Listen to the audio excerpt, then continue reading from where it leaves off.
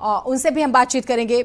श्याम जी, ये तस्वीरें जो हम देख रहे हैं पिछले 3 दिनों से जो हो रहा है, जो हम देख रहे हैं, आपका विश्लेषण, ऐसा आपने लास्ट टाइम कब देखा था?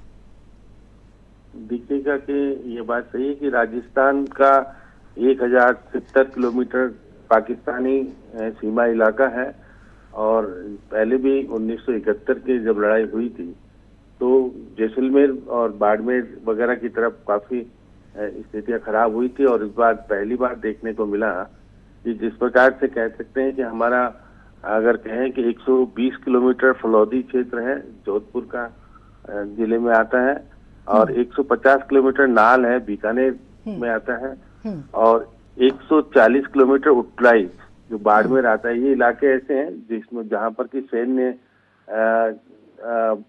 छावनी इलाका पूरा कहलाया जाता है। और हमारा आज जैसलमेर के अंदर जिस प्रकार से ड्रोन के माध्यम से हमला करने की कोशिश की गई जिससे कि हो गया, लेकिन बाद में देखा गया कि वहां पर जिस तरह से आवाज आई है, लोगों को ब्लैकआउट कर दिया गया, जोधपुर में ब्लैकआउट किया गया, फलौदी में ब्लैकआउट किया गया, बीकानेर में ब्लैकआउट किया गया, और वहां की स्थितियां बड़ी नाजुक बनी हुई है। लेकिन हाँ, ये बात है कि भारतीय सेना ने जिस प्रकार से जवाब देकर के ड्रोन के हमले को नाकाम कर दिया, सुसाइड ड्रोन हमला किया गया था। और करीब यहाँ पर बताया जाता है कि 9 बजे जब ब्लैकआउट हुआ जैसलमेर में, तो इतने जिस तरह से वहाँ आवाजें आ रही थी चारों तरफ से, जिस प्रकार से स्थितियां हुई, तो यहाँ के लोगों ने भी देखा कि किस तरह की स्थितियां बन रही है। हाँ, कहा जा सकता है कि जैसलमेर, पोखरण, फलौदी, बीकानेर ये इलाके ऐसे हैं जो कि पाकिस्तान से लगते हुए हैं, और यहाँ पर कहते हैं कि टैंकों की आवाजाही भी होने की दिखने की लग रही है। ये तो शर्मा जी, ये तो समझ में आ गया था पिछले 2 से 3 दिनों में, और शायद इस वजह से सेना तैयार भी थी। भले ही हम उतना एग्रेसिव नहीं थे, पहलगाम के बाद से तैयारी शुरू हो गई थी।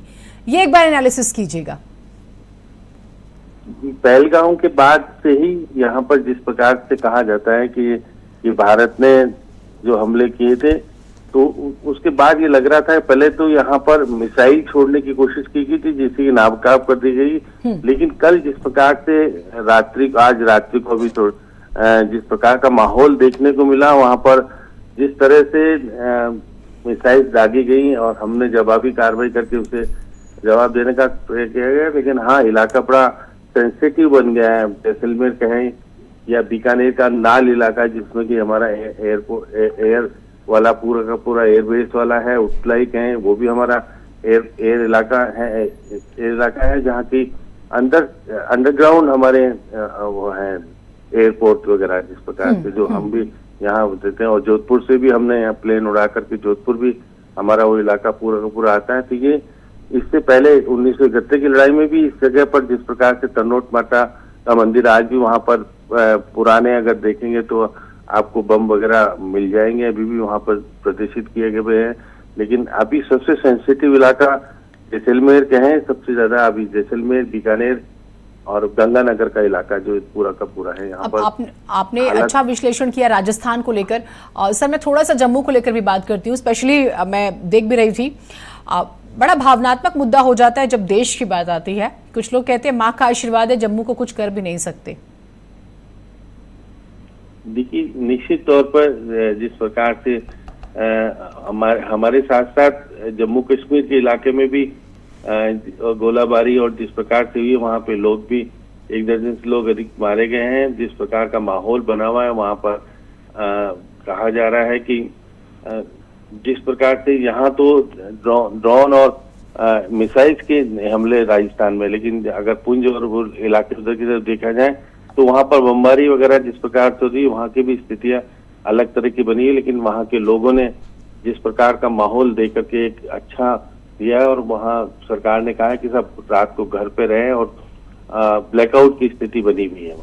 ब्लैकआउट तो राजस्थान में भी अभी भी रहेगा। आपने क्योंकि कुछ सेंसिटिव जगहों का जिक्र किया, चाहे जैसलमेर का आप जिक्र कर रहे थे, तो उस हिसाब से ब्लैकआउट तो भी वहां पर भी रहेगा। और कहा कि सुबह 9 बजे तक, शाम से लेकर सुबह 9 बजे तक इस तरह की सिचुएशन रहेगी।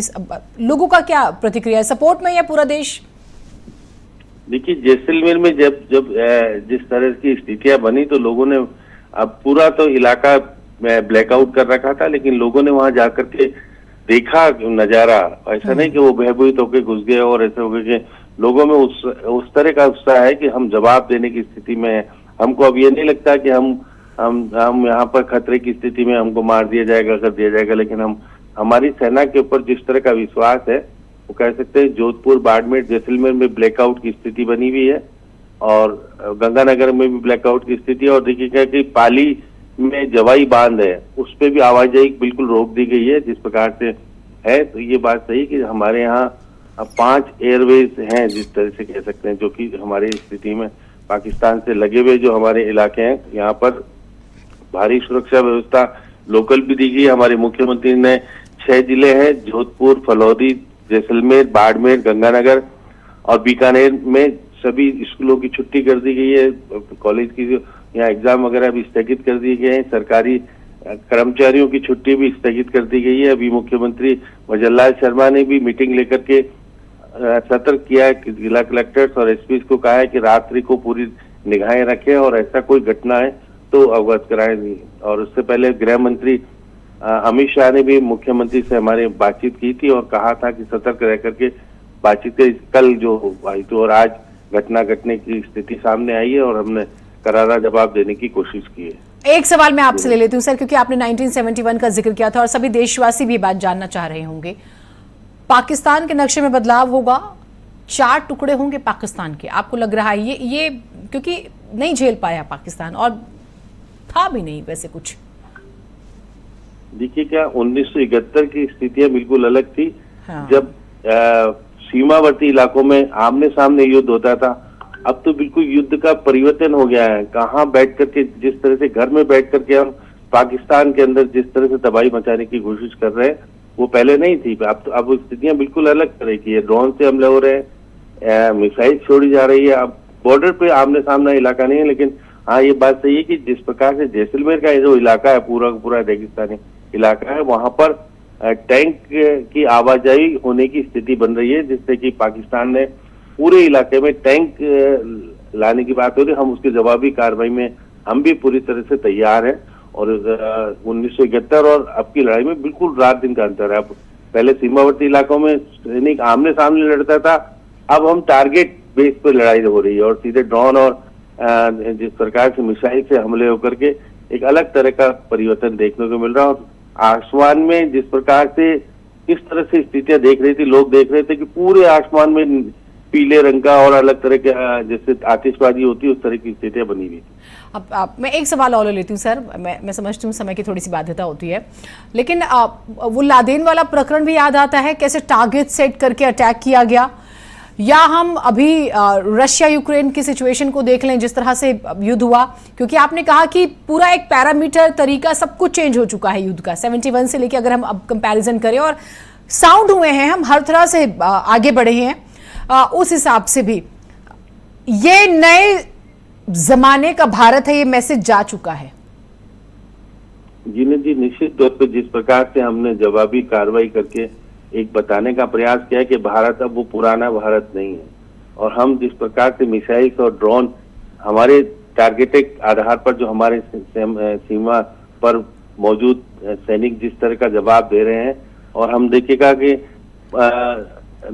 थल सेना के साथ साथ हम एयरवेज के हिसाब से भी ज्यादा इफेक्टिव तरीके से यहाँ से जोधपुर से भी उड़ान हो रही है, आपकी देखिएगा नाल एरिया से भी उड़ान हो रही है, और जैसलमेर का इलाका जो फलौदी वगैरह का उधर से भी है। तो हमारे पास बहुत अच्छी तैयारी के साथ हम 10 दिन से तैयारी में लगे हुए थे और ये लग रहा था कि कुछ होने वाला है, लेकिन जिस प्रकार जब हुआ तो हम बहुत बढ़िया तरीके से करा रहे स्थिति में। यहाँ के लोग बाग भी उत्साहित तरीके से कह रहे हैं हम जवाब देने के लिए तैयार है। पहले वाली स्थितियां और अब की स्थिति में बहुत बड़ा, हमारे कुछ प्राइवेट अस्पताल सरकार ने उसके लिए कि अगर कोई परिस्थिति बनती है तो खून वगैरह बहुत सारी चीजें बहुत तैयारी के साथ हम खड़े हैं कि हम जवाब भी देंगे और कुछ होगा तो निपटेंगे भी। ठीक, बहुत शुक्रिया सर श्याम शर्मा जी, वरिष्ठ पत्रकार, आप हमारे